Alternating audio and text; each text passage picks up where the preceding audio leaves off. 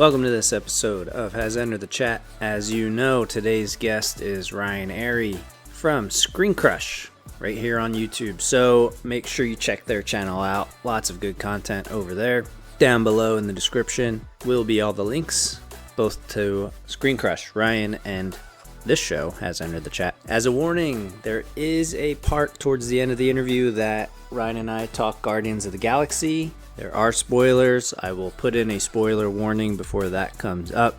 But if you aren't near the computer or the remote or whatever you're watching this on, have something nearby in case you need to pause it and you haven't seen Guardians. Again, I'll put up a spoiler warning before we really start talking about it, but just giving you an additional warning because I don't want to spoil anything for you. I'll talk a little more after the interview, so stick around for that. But here is Ryan Arey from ScreenCrush on Has Entered the Chat. Officially, and maybe this has changed, but from when I saw your official title with ScreenCrush as executive video producer, what all does that encompass? Obviously, you're the man in front of the camera. I'm assuming you do a lot of the editing. Do you pretty much, like, what all capacity does that take on? Well, first of all, I didn't realize that was my title. Maybe I So put that's that what on it is on LinkedIn your at some website. point. I think it's your Oh, website. okay. I don't even know what that would mean now. I think I'm more of a general manager at this point. So my career with Screen Crush started off with me working just for Town Square Media, which is Screen Crush's parent company. Town Square is a Okay. great company. They own lots of radio stations, lots of digital and programmatic ad selling things, which is all, I'm sure exciting to them, but boring to me. I was hired to be a video editor for their digital arm. So Town Square owns Double XL, which is like hip hop, Boombox, which is hip hop, Loudwire, which is hard rock, Taste of Country, and Screen Crush, and a few other Pop Crush, a few other things. So I was hired to be an editor, and I mostly focused on doing Loudwire stuff because at that time everybody was more focused on Double XL, and I just wanted to do this. But when I got to work on a Screen Crush video, which was very few and far between, that obviously was more personal for me. And then, about a couple years into that gig, I thought I could maybe do some of these video things. So I actually started my own YouTube channel, did like one or two videos, and then my boss was like, "Hey, this is good. You should do this for Screen Crush." And after some soul searching, I said yes. So I started to write and edit Screen Crush videos, in addition to editing just as a video editor the ones that maybe the Screen Crush website staff did. And then, had some false starts. At one point, the company kind of reconfigured, let some people go. So I took on a management role, did fewer Screen Crush videos, left for a little bit, came back.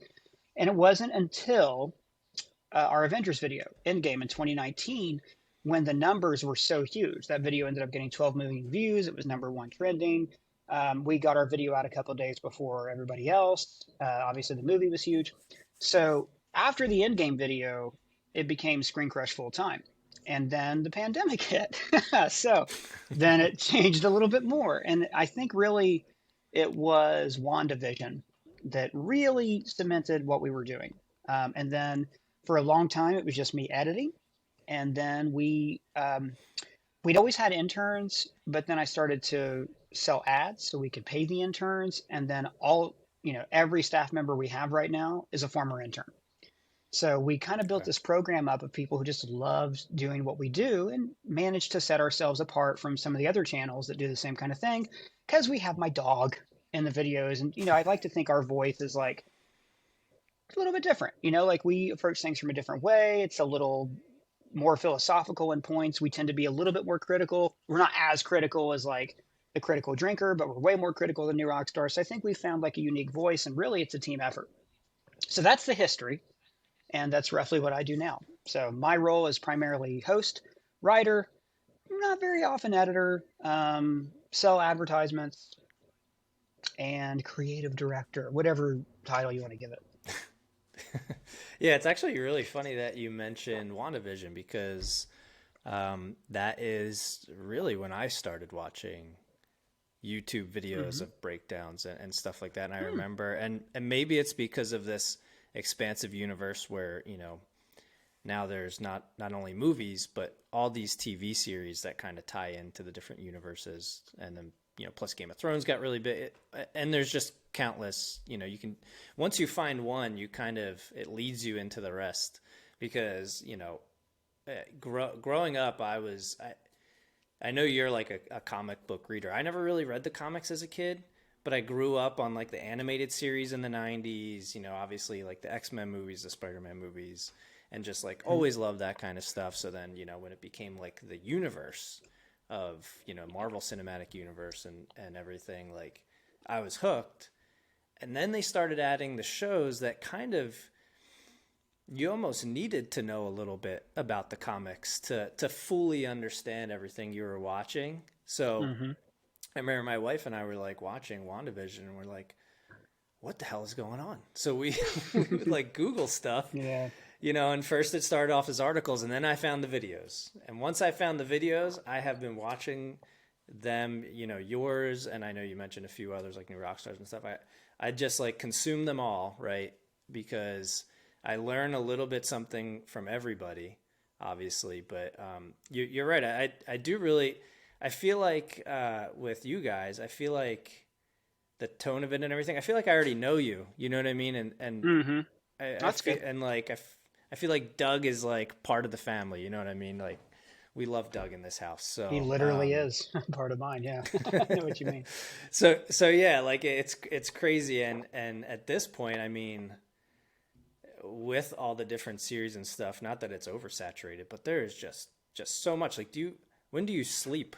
Given how much content there is now It depends. Like to go over. Mandalorian was tough because you think like when the Mandalorian was coming out. Um, okay, so here's the journey with that. The very first episode of the Mandalorian, I did wake up like at 4 o'clock. Back then, our big thing was getting the video up before New Rockstars. New Rockstars typically would put theirs out the next day, anyways. But you know, the sooner you get it out, the better your video does. And then our friend Heavy True. Spoilers came around, around 2020ish, somewhere in there. And Paul has this incredible gift. Paul from Heavy Spoilers has this incredible gift to get his videos up really fast. He does this in part by just being very knowledgeable about a variety of subjects, editors who are really fast. He doesn't really do cutaway clips like we do. So it's just him narrating over top. I don't think Hmm. he usually uses music. All these things speed up his process. But he also is really smart because if he knows that a trailer is going to be coming out for the Marvels, he might go ahead and pre-edit like a minute on Kamala Khan, something like that, which we'll do the same thing because I learned it from him. So with the Mandalorian, I originally would get up at 4 and just do this myself. Then it kind of turned into, well, I'm actually not doing a good job when I was doing that. So I slept in a little bit. We worked a little bit later. But what's happened over the years is, especially with the Mandalorian, the universe has become increasingly complex. It takes a little bit more explanation, especially this last season. So we have to like stop and explain the expanded universe, things like that. But also, I think our videos have just gotten better. They're more in depth. They're a little bit more attuned to what the algorithm likes. Our very first Mandalorian breakdown video, which was our first Your Mom joke, um, got 12, it was 12 minutes long. And I don't know the number right in front of me, but like our season 3 stuff was 30, 40 minutes long. And we're Yeah. able to do that because I've got a great team. We'll have 3 or 4 people, sometimes 5, working on a script in Google Docs, highlighting different sections to get it done fast. And on those Wednesdays, I don't sleep. I don't schedule anything. I don't go out. I don't, clean the house. It's just laser focused on those days.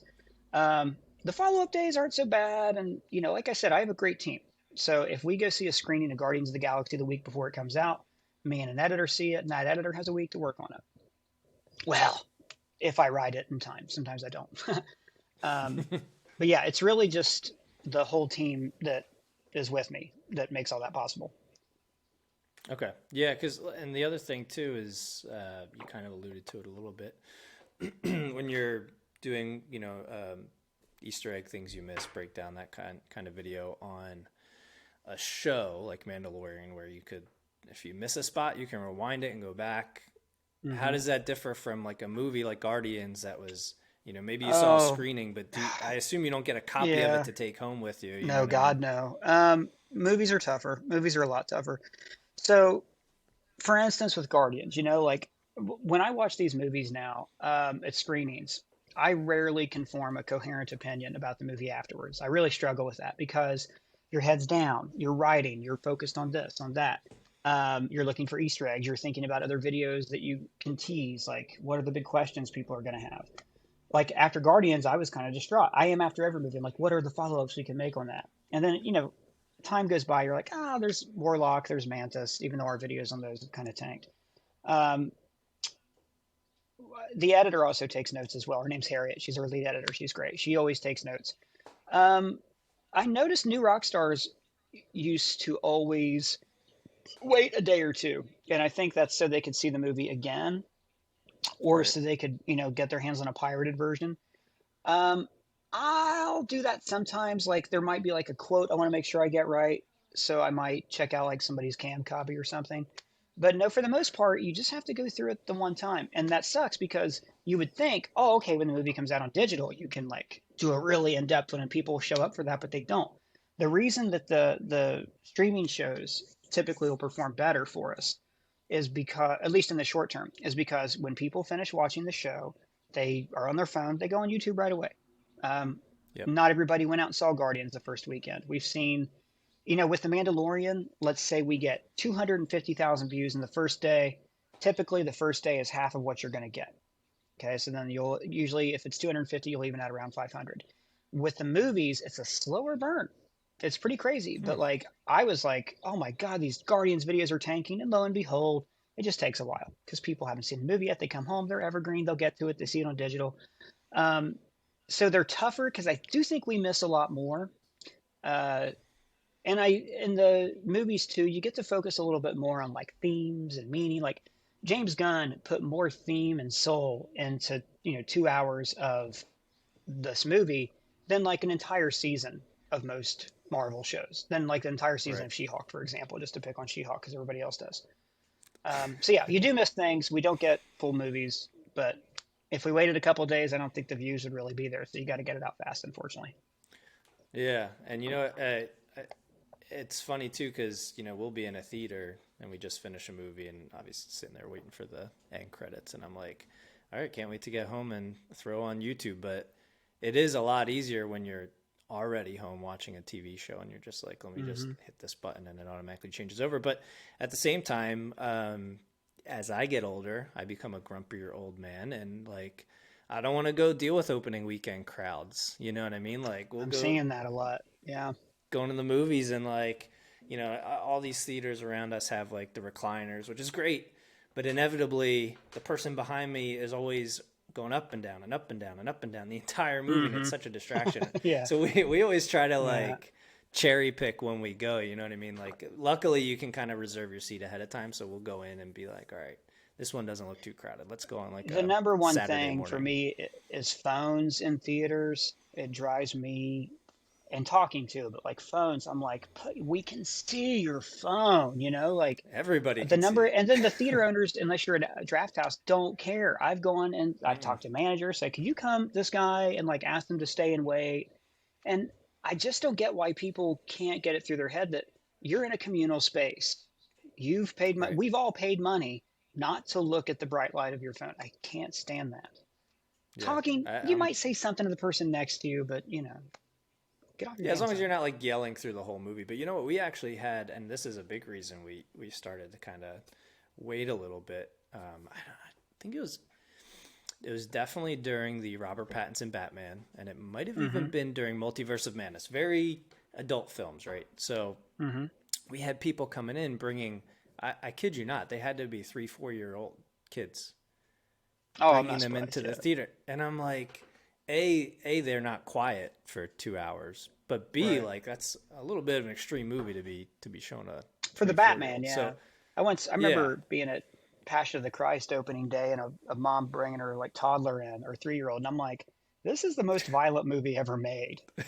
And she right, didn't take the kid out. like, I remember seeing like moms take their kids out of Batman Returns when he's making out with Michelle Pfeiffer because they thought a sex scene was about to happen. But, watching but your Passion of the Lord and Christ is Savior, okay. yeah, that's a violent movie, man.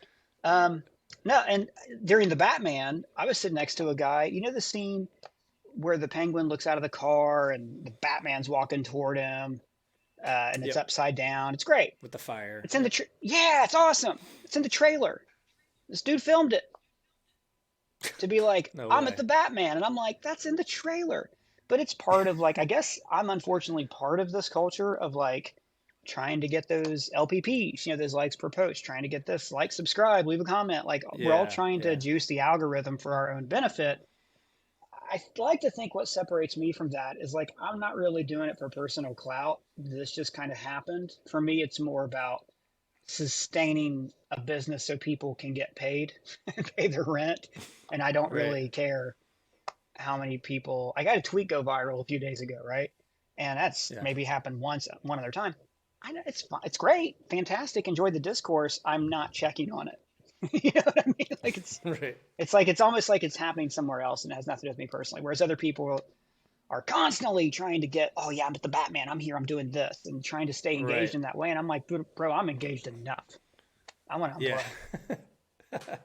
And I mean, part of it too might be, because of the pandemic, we had so many movies come out that HBO Max just streamed them. You know what I mean? Mm-hmm. Stuff like that. So, I think you're right. now that you're back in theaters, you're like, well, kind of liked my couch a little bit. But I will say, like, it took me a while actually to kind of get back to that. I really want to see it on the big screen kind of mindset. You know what I mean? I was so Mm-hmm. comfortable just being able to watch it at home. TVs have good enough picture these days that like it's still very enjoyable. But I think when I saw Top Gun Maverick, I think in theaters is when I was like, all right, like this is one you had to see on the big screen with the speakers and just everything. Mm-hmm. And that kind of like Yeah. rekindled it a little bit for me. And not just for the movie going experience, but also for the communal experience. I mean, movies are modern, not modern theater, because that implies theater doesn't happen, but they're a reinterpretation of theater. And theater was by its nature designed to be a communal event that like challenged power infrastructures in every society it's ever appeared in. Movies have a greater effect on you when they're viewed with others, when you're sharing an experience, because your energy Yep. feeds off of one another. Like, it's the end game video where they took somebody took the audio of people seeing the hammer cheer. Like, that means more. It's the difference between listening to an album on your smartphone and going to a concert. Right. Yeah, I totally agree.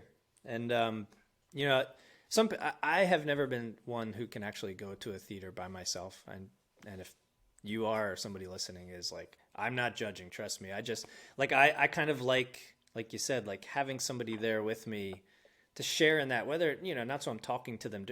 That's what the funny thing is. Like I'm not talking to them during the movie, but as soon as it's over, you have somebody to kind of be like, hey, that was crazy. Like, remember this, remember that. Mm-hmm. I remember going to the theater for Age of Ultron. And obviously the whole thing of that movie was like building up like Hawkeye was going to die, right? Mm-hmm. So, and he didn't. But on the way out, I think that was probably a midnight showing. I don't even know if they still do those anymore. I haven't been to one if they do. But there was a showing right after that. I think it was a Thursday night showing. It came out Friday. It was probably Thursday night at like 7, whatever. There was a showing after that. Long line, people waiting to get in. Me and my friends are walking out, and we're like, "Oh my god, I can't believe Hawkeye died!" Like we said it loud enough that the Oh, people could hear. geez. Yeah, like that Homer Simpson in The Empire Strikes Back. Yeah, Ruining it yeah, for yeah. everybody. Yeah. Yeah. But we're like, oh, they'll think that Hawkeye's gonna die because the movie just totally builds up to that, and then he doesn't die Right. anyway. So I wanted Right. those But they people to didn't know kind of that. They were probably pissed off as hell. I wouldn't have done exactly, that just because you're still exactly. affecting the way people view the movie, but that's pretty funny, Frank. Well, I was a young, stupid kid. That was Yeah. what? How long did Age of Ultron come out? Eight I years like to ago. say I'd like to say I've matured more since then. Um, what do you? I mean, maybe you don't even run into this anymore, but if it's slow, you know what I mean. There's no like Mandalorian's done right now. Say there's no new big series, coming out or being played. There's no real, Game of Thrones, Guardians of the Galaxy. I got my acronyms mixed up. GOTG. Guardians of the Hmm. Galaxy, is kind of starting to settle down a little bit. In those times where there's just not a ton of content getting put out there. And again, maybe you don't even run into this that much anymore because there usually is a lot of content.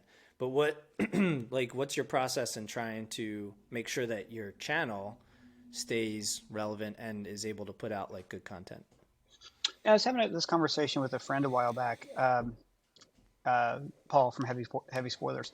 It's easy to panic when it's low. It's really easy to look at it and go, "Oh my God, we're doing so bad. Look how low these are." Um, I'm lucky my company's never really done that to me. what you need to do in times like this is look at it as a gift. For instance, if you were to go and look at, oh, let me see if I'm able to see this right now. If you were to go on ScreenCrush and look at our highest viewed videos, I'm doing that right now. Okay, great. Um, we have Avengers Endgame, 12 million views. We have a theory video about Ultron that came out 6 years after Age of Ultron, 10 million views. We have a Marvel recap, 8 million views. Another theory video, 6 million. There are no other Easter eggs or current things even remotely near the top except for Endgame ending explained. And there's a Game of Thrones video that got a couple million. Oh, almost 3 now. I didn't know that. So for the most part, our videos that have done the best over time are evergreen videos. They're videos that have a unique perspective, a unique theory, that have a really strong thumbnail. Not every video, and if we only did that, we'd be in trouble. But those videos get made in the downtimes, the times when you Right. can experiment, you can try something different. I spent a day and a half the other day coming up with new thumbnails for videos we've already done because I think it's a really like it was an evergreen format that we want to like keep going. It's also a good time to just enjoy yourself. Like if you're not having fun in your life, then you're doing it wrong. You need to take time off. You need to recharge. All my best ideas were from vacations. You know what I mean? Yeah. Or just when you're enjoying life and you're not trying to bang out videos all the time. So if anybody has a YouTube channel and you hit these little lull periods, take it easy. It's okay. Just keep doing what you're doing. Make things better. Instead of doing 5 videos a week, do 3 videos. Make them longer. Make them better during that time. Yeah, I mean, it's kind of funny because I always come up with ideas like in the shower or something like Yep. that, and I think it's Using the because like bathroom. I'm not doing anything. You know what I mean? Yep. You give your brain a chance to kind of shut off a little bit, and you'll be surprised how much it actually like turns on in Yep. a good way. And take walks. Yeah, yeah, Yep. that's that too. Yeah, and that Ultron one that you mentioned that was pretty high up there. My guess is that was probably uploaded before the Endgame one, right? No, after. That one Oh, was okay, kind of that in was like response a. to WandaVision. It was why Uh, Ultron was right and knew about the Scarlet Witch. It's a good video. I mean, it's a really good video. And Ultron has like a lot of weird cryptic stuff in it, and we broke all that yeah. down. There's actually one here that did really well, but has a terrible thumbnail. I might actually fix that. See, Now that look, I'm we looking at already these, I hate accomplished them. something today.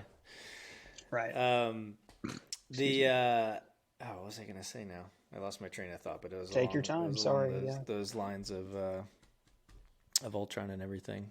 I'll come back to it if I think of it. Okay. How long does it usually take you to do one of those? Like, let's just say it's a let's that's a broad question, so let me narrow it down for you. Yeah. Like a Mandalorian episode, because that's a recurring series. It's once a Oh, week. with those, what was I doing? I think I started getting up at 5:30, 5:30. Normally the staff starts at 9, but we have everybody come in at 10 to give a little bit more time toward the writing. Um, or I can write like a few pages. Like let's say the script ends up being about 10 pages, which I think is normal for Mandalorian. If maybe sometimes I only get like 5 pages done by the time people log on, they can edit those fives and I do the rest of it. But normally script is done and recorded by 10 o'clock, and then the staff works on it. First draft's usually done around 3, then they have revisions and uploading high res, compiling, making the thumbnail. I used to make every thumbnail. Now we've got a great guy named Colton Ogburn who also writes and is going to co-host a Yep, bit more seen with him on us. some videos. Yep. Yeah, he's great. He also makes a lot of great thumbnails for us.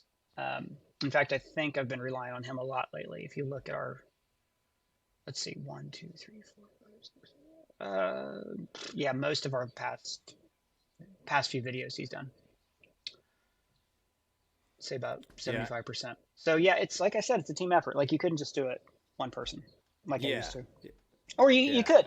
You could actually easily do it with one person. It would just be a bad video. So, like And it would you can take do forever. anything by yourself, but it would just be horrible. Like you could just make Yeah. the whole thing still frames and ramble and, you know, I'm do sure it that. helps too, just from a point of view perspective. You know what I mean? Just, oh, I didn't think of that. Like Oh yeah. having Yeah. multiple eyes, the more eyes on it, the more kind of ideas. I do want to talk a little bit about just like your opinions on a few of the like DC and Marvel, like the Sure. direction where they're going. I know you have some videos on them, so if anyone's watching or listening, definitely go over there and check them out. But like, I know, like I said, growing up on the X-Men films, the Spider-Man films, there was no interconnected universe. Now Marvel and DC are both putting that foot together, and I know you guys actually have a video. I just watched it, I think last week, about is DC kind of on the way up and is Marvel kind of on the way down. Hmm. What's your is a lot of that going to depend on how this new Flash movie does for you? Uh, yeah, I think for DC, the Flash movie is pretty crucial. It's a soft reset that they really need. And I think the other thing is going to be the real tell is going to be James Gunn's Superman movie, which I've heard good things about so far. They're just now casting. Uh, that's the other thing that Man of Steel was pretty divisive, and I think that just set into stone everything they were going to do. I mean, remember the DCEU was supposed to start with Green Lantern, like that was the first movie that was going to be their connected universe. I always say Right. 2011 is like the most crucial year in superhero movies because you had um, Captain America came out, which set up the Avengers. You had X-Men First Class, which rebooted the X-Men universe. And then you had the movie that defined the DCEU, which was Green Lantern. Defined it because it was a failure. Yeah. So Man of Steel, went really far the other way. I hate the damn movie. A lot of people like it. What can you do? But I think Superman is always the standard bearer for DC. Batman films are going to get made. Batman's really easy to do. No offense to Matt Reeves, but making a great Batman movie, not too challenging. It's an action movie. The guy has no powers. He wants revenge. It's very straightforward. Superman, on the other hand, is really hard because he has powers, because you have to make it interesting. You need a compelling villain without it being all CGI spectacle. So I think that's going to be the crucial thing for those DC movies. I don't know, like, we'll do a podcast where I'll, throw out, be devil's advocate and say, is Marvel done? I think people, with movies, are a little fatigued of going to the theater, like you said. We feel like there's a lot of homework to do, but mostly it's that the movies are just, and some of the shows are just kind of mid. I Yeah. liked Quantum Mania. I didn't hate it. Wasn't great, but it also didn't make you feel like you had to see it. It's better than Captain Marvel. Captain Marvel made way more money because you felt like you had to see Captain Marvel. Right. And I mean, the other thing too is when you have something like and this is just a product of the a product of what you're doing, I guess, with in Marvel's case. You spend all this time building the backstory with Infinity War, Infinity Gauntlet, having Endgame. It's hard to top that. You know what I mean? When you build and build and build and build and build, and then there you go. Phase four overall was a super, in my opinion, at least pretty disappointing. You know what I mean? Shang-Chi, I loved Shang-Chi. I think it flies a little under the radar with some people. It's probably Hmm. one of my favorites. It's definitely my favorite Phase four movie, I think. And then this most recent Guardians were the two that like stand out the most. Um, because everything else was kind of just, you know, Hit blah. and miss. I was just like expecting so much. Like I was so excited for Doctor Strange Multiverse of Madness, and it was just Uh huh. like it just was disappointing. And I think that's what a lot of it is. I think people are just expecting Infinity War and Endgame type of movie every single film, and you just like it's not feasible to sustain that. Yeah, I don't think they did a good job structuring this saga, right? So you mentioned Shang-Chi. Shang-Chi is interesting because Shang-Chi is the only new franchise they've introduced on the big screen with a new character, right? Not new to Right. comic fans, but new to the MCU. The Mm-hmm. Eternals, yeah, but that was like a team movie. So Shang-Chi, by putting him out, you're basically saying, well, that's your Iron Man of this phase, right? And maybe they're going to go that way with it. But like my wife's brought this up to me before, where it's weird that we're not building toward Avengers movies. It's weird that we don't have Right. these like crux films where we see things come together. So it creates a feeling of disconnection. Um, it's weird that for as seasoned Marvel fans, that She-Hulk, like She-Hulk should be in something else soon. Um, Moon Knight, like some of these guys, it's just a little weird that they're not building towards something. Now, I do think we're going to eat our words because next year, some really exciting things are going to happen. Writer strike, production delays pending. New World Order, I think, is going to be the movie that we go, yes, that's the one that's like bringing this stuff together, right? Yeah. Same thing with Thunderbolts. That's where we're really start to see things kind of gel, and we're going to see all these different areas start to connect. The problem is that up until now, we've had a lot of stuff like I'm just looking at a list right now so I know who to pick on. Um, just to run through the list, like the Eternals probably should have been a TV show. Moon Knight probably should have been a movie. She-Hulk should Yeah. have shaved 5 episodes so it could actually have a visual effects budget. They're overstretched. Bob Chapek over at Disney made them create way too much content for Disney Plus. Like Disney announced the other day that they're going to dump Echo in one day. Up until now, we've heard rumors that Echo is terrible, and this basically confirms it because they were greenlighting everything because they wanted content for Disney Plus because that was the only thing they were making money on during the pandemic. Right. Now they've realized their mistake. They're pulling back. I don't think the damage is that they can't reverse the damage because there's things coming out that people are excited for if the movies are good. And that's really the big question, I'm optimistic about it, but I tend to like, for me, this is all bonus content. Like I read the comics. I'm still happy to, I would never get too bent out of shape by them not adapting something well unless it's Superman, because at this point we have the source material. But I understand MCU fans who are like always looking for the next thing, like where's this going? How's it going to connect? I want to see this crossover. And one last thing on that, Kevin Feige did say the reason they're not doing Avengers films is because they're doing so many crossovers with their different projects. We haven't seen that.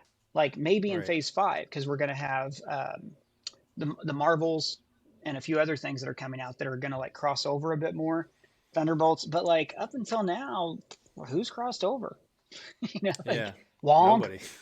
and Doctor Wong's Strange been in like every. showed up in a couple Wong's been in movies, like right? every movie, I think. From. And when it has crossed over, it wasn't done right because everybody at Marvel Studios, they silo their productions. So the writers aren't actually allowed to see what each other are working on.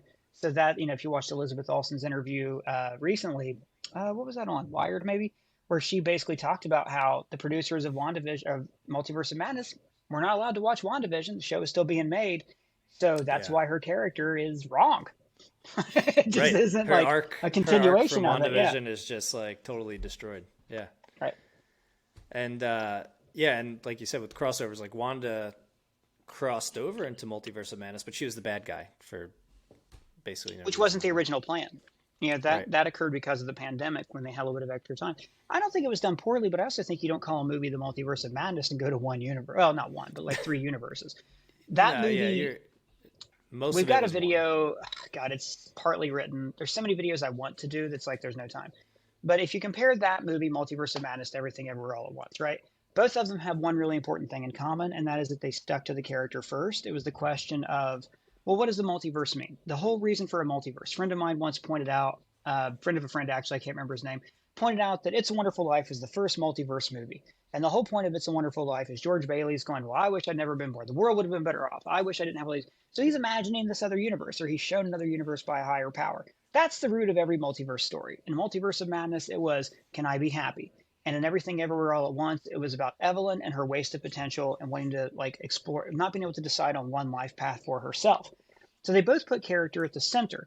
Everything Everywhere All at Once was able to, explore the multiverse as opposed to Yeah. Multiverse of Madness.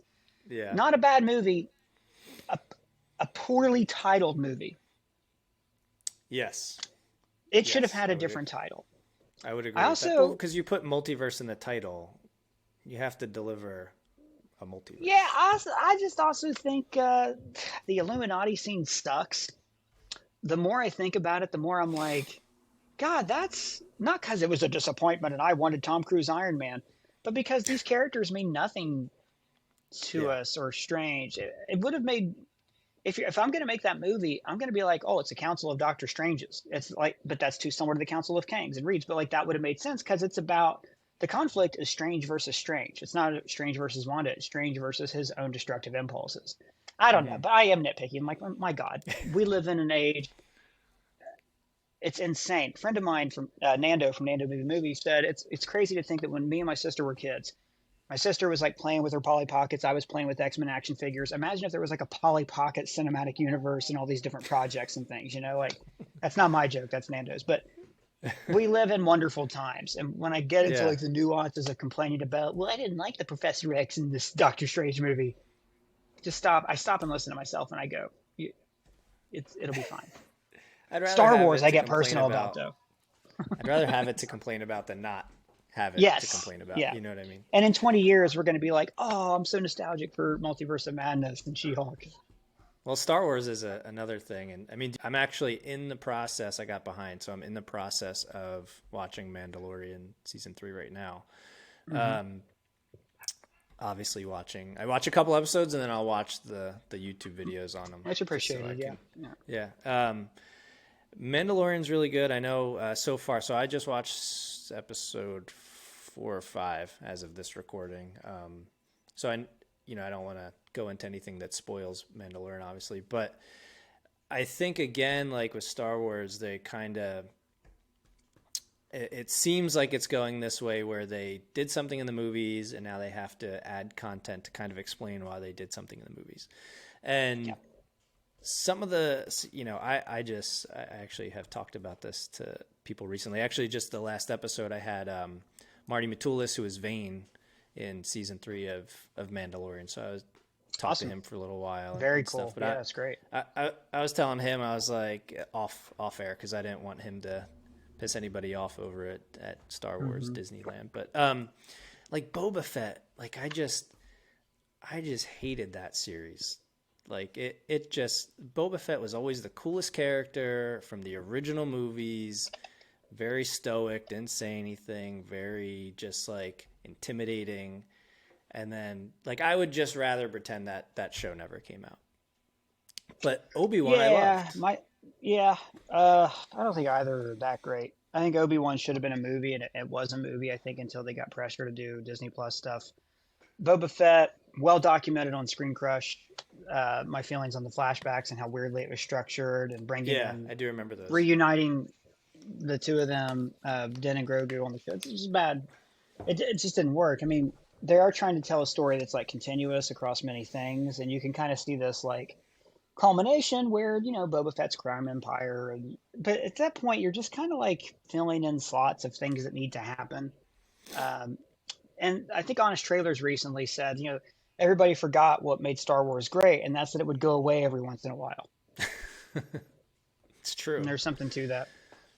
Well, and the other thing too is because they jump around so much in this, like, you have the original movies were actually in the middle. The prequels were earlier. The new ones were later.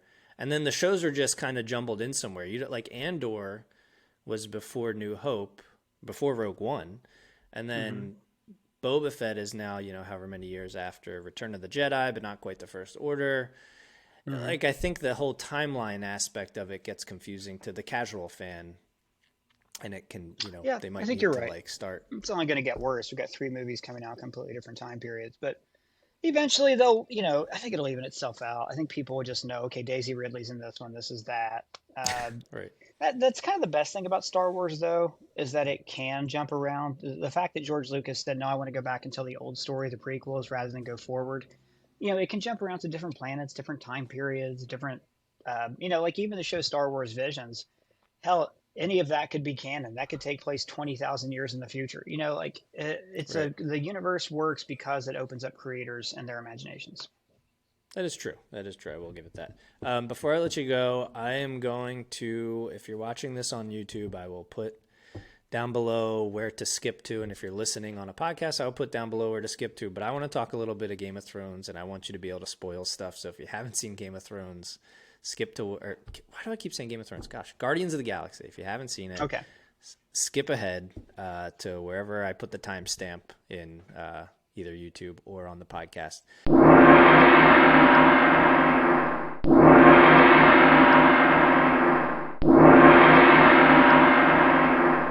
But I want to talk to you about Guardians of the Galaxy because I just watched it this last weekend. It's,